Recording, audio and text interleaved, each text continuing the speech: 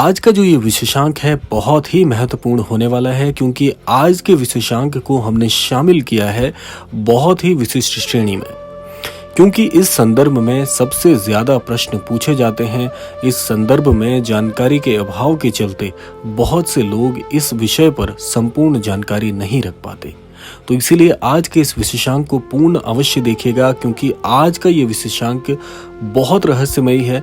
देखिए, जीवन में समय का महत्व जो होता है वो बहुत ही अद्भुत होता है क्योंकि समय ही नियत करता है कि आपके जीवन में अच्छे क्रम आएंगे या विषम क्रम आएंगे। तो इसीलिए समय को हमेशा महत्व देना चाहिए। देखिए, समय का जो प्रहर है, हर प्रहर अपने आप में बहुत ही महत्वपूर्ण होता है, लेकिन कुछ प्रहर, कुछ समय अवधि ऐसी होती है जो बहुत चमत्कारिक होती है। इसी संदर्भ में आज का एक क्रमांक है। तो आइए प्रारंभ करते हैं आज के इस दिव्य अध्याय को। सबसे पहले हम बात करेंगे एक ऐसे दिव्य समय की जो कि बहुत बहुत शक्तिशाली होता है। 4 बजे का जो समय है, प्रातः काल 4 बजे का जो समय अवधि मानी जाती है, ये समय अवधि इतनी ज्यादा शक्तिशाली होती है कि इस समय का कोई भी जीवन में साधक यदि उपयोग कर ले और उस उपयोग को अपनी सही कार्य कुशलता में शामिल कर ले तो ऐसा साधक बहुत शक्तिशाली हो जाता है।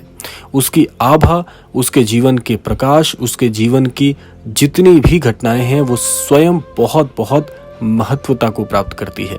तो ये सब कुछ कैसे होता है, आइए इस पर थोड़ा सा प्रकाश डालते हैं।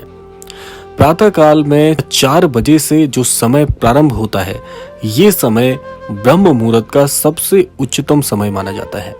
ब्रह्म मुहूर्त जिसके विषय में हमारे धर्म शास्त्रों में बहुत कुछ लिखा हुआ है, बहुत सी बातें ऐसी लिखी हुई है कि कोई भी व्यक्ति ब्रह्म मुहूर्त के समय यदि जागृत अवस्था में कोई भी कार्य करता है तो वो कार्य बिल्कुल सार्थक हो जाता है। इस समय में आप ध्यान करेंगे तो आपका ध्यान बहुत अद्भुत होगा। आप कोई पठन पाठन का कार्य करेंगे, वो कार्य बहुत अद्भुत होगा। किसी प्रकार की गुप्त विद्या यदि आप प्राप्त करना चाहते हैं तो ब्रह्म मुहूर्त का समय सबसे उत्कृष्ट समय माना जाता है। या यूं मान लीजिए कि पूरे दिवस का, संपूर्ण दिवस का सबसे जो उच्चतम समय माना गया है वह है ब्रह्म मुहूर्त का काल। जैसा कि आपने बड़े बुजुर्गों को ये कहते हुए सुना होगा कि ब्रह्म मुहूर्त में उठना चाहिए, हमेशा प्रातः काल जल्दी उठना चाहिए।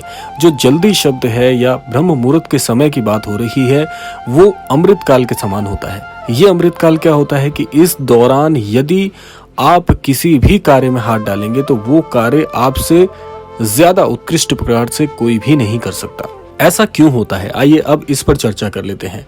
ब्रह्म मुहूर्त का जो ये दिव्य समय होता है, इस समय इस ब्रह्मांड की संपूर्ण ऊर्जा पूरी शक्ति के साथ इस पृथ्वी पर उतरती है। जितनी भी दिव्य ऊर्जाएं हैं, और दिव्य ऊर्जाओं का यहाँ पर आशय है सारी सकारात्मक ऊर्जाएं, यानी कि जो देव ऊर्जाएं होती हैं, शक्तिशाली ऊर्जाएं होती हैं जो कि जीवन प्रदान करती हैं और जीवन को मार्गदर्शित करती हैं, ऐसी दिव्य ऊर्जाएं, ऐसी दैवीय ऊर्जाएं इस पृथ्वी पर उतरती हैं।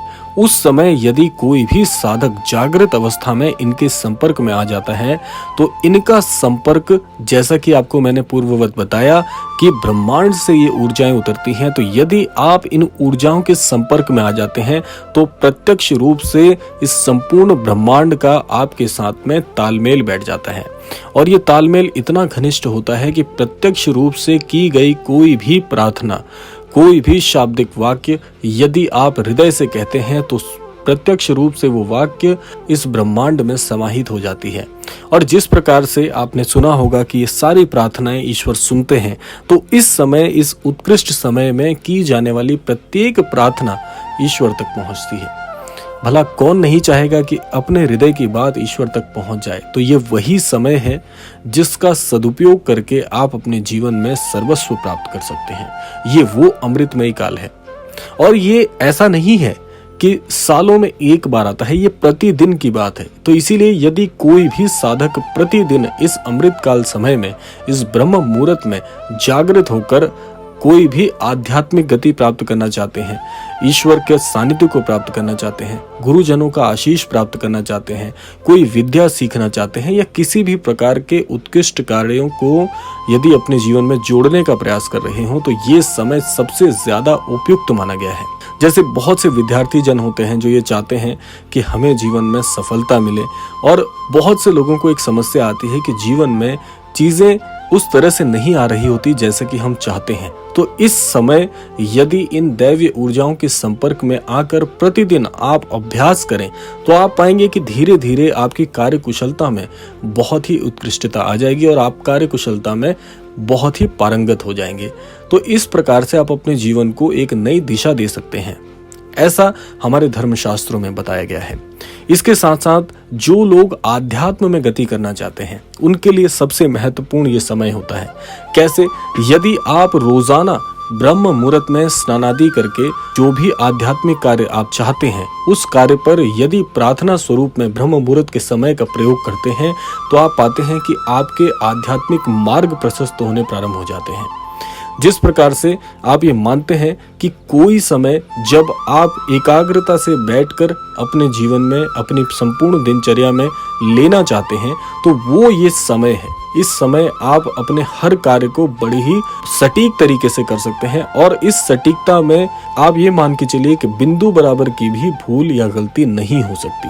तो इस समय का आप पूरी तरह से सदुपयोग करके अपने जीवन को बदल सकते हैं। एक बात और है, जो लोग ध्यान आदि के कार्य करना चाहते हैं, जिन लोगों का ध्यान नहीं लगता, जैसे बहुत से लोगों में कमी होती है कि एकाग्रता नहीं बन पाती, और किसी भी प्रकार से जब भी हम ध्यान आदि करने का प्रयास करते हैं तो हमारी जो बुद्धि है वो हमें ध्यान में नहीं जाने देती। तो इस समय यदि कोई भी साधक ध्यान करेगा, बहुत ही महत्वपूर्ण बात है, तो इस समय ध्यान करने से आपका ध्यान क्षण भर में लग जाएगा। जिस भी इष्ट को आप मानते हैं, उनमें आप इस समय बहुत ही अद्भुत तरीके से ध्यान लगा सकते हैं, और ध्यान भी उस उच्च कोटि का आपका प्रारंभ हो जाएगा जैसे कि आप प्रत्यक्ष रूप से ईश्वर से जुड़े हों। इस समय किया गया कोई भी अभ्यास फलीभूत होता है, और ये मान के चलिए कि संपूर्णतः जीवन को परिवर्तित करने की सामर्थ्य इस समय में है। तो ये अमृतमय काल का लाभ प्रत्येक व्यक्ति ले सकता है। कोई भी व्यक्ति इस समय यदि जागृत अवस्था में अपने कार्य में लग जाए, उसका हर कार्य 100% संपूर्ण होगा और उसे उस कार्य में पारंगतता प्राप्त होगी। तो ये था आज का अद्भुत क्रमांक। आशा करते हैं ये विशेष क्रमांक आप सभी के लिए लाभान्वित करने वाला हो। इसी कामना के साथ विदा लेने का समय भी आ गया है। विदा लेने से पूर्व समय है प्रार्थना का। यही प्रार्थना मैं करना चाहूंगा कि श्री महाराज जी सभी को सन्मति और सद्बुद्धि की प्राप्ति कराएं। इस संपूर्ण सृष्टि का, इस संपूर्ण लोक का कल्याण हो। इसी कामना के साथ विदा लेते हैं। मिलते हैं अगले क्रमांक में। तब तक के लिए जय श्री राम, जय गुरुदेव, जय उत्तराखंड।